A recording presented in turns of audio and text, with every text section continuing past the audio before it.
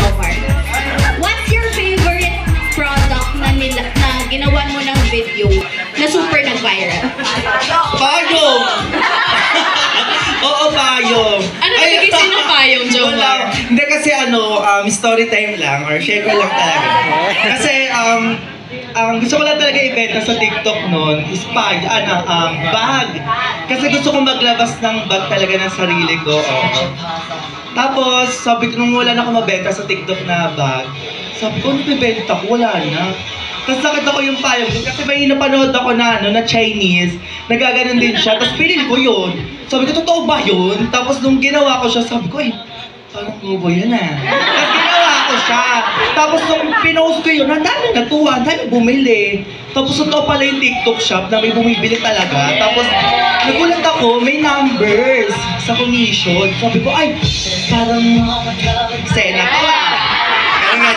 Sabi ko, ay, meron talaga. Tapos sinundan ko siya ng mga ang tawag dito, panty, ganyan, batcha, hammer, mga ganong eksena. Kasi isa din ako sa sa mga customer na ganyan. Siyempre gusto ko pag bumili ako sa online, gusto ko pag dumating sa akin, pasabog, yung wala na, ano ba ito, bakit naman nabili ko, ganyan. Siyempre bago ko i-post, bago ko i-benta yung product, ko muna siya, tinetest ko muna siya kung yes, oo, kailangan pumasa muna siya. Paano, Jomar? Paano yun? Ay, wag na, nanggigil sa inyo. Baka lumabas kayo lang dito. Ano gagawin? No, baka kayo go.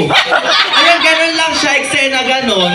Kapag hindi ko siya nagustuhan or pangit yung product, hindi ko na siya yaan. Tsaka share ko lang sa inyo, binibili ko yung product, ha? Ayun lang. And because of that, ano na yung nagawa mo dahil sa commission? May first storyline talaga. Nagulat lang kasi talaga ako nung bilis lang ng pangyayari. Kasi nung pagka-post ko, parang ilang buwan pa lang, nagulat ako may ganun na talaga. So sabi ko, parang bet ko bumili ng lupa. Bumili ako ng lupa, tapos hanggang sa nasundan talaga siya. Sabi ko, ay, i-resort ko na nga to.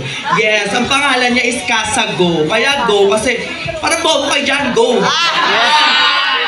Diba? Naisipan niya lang bumili. Bless po, Ninong. Baka naman. Congratulations!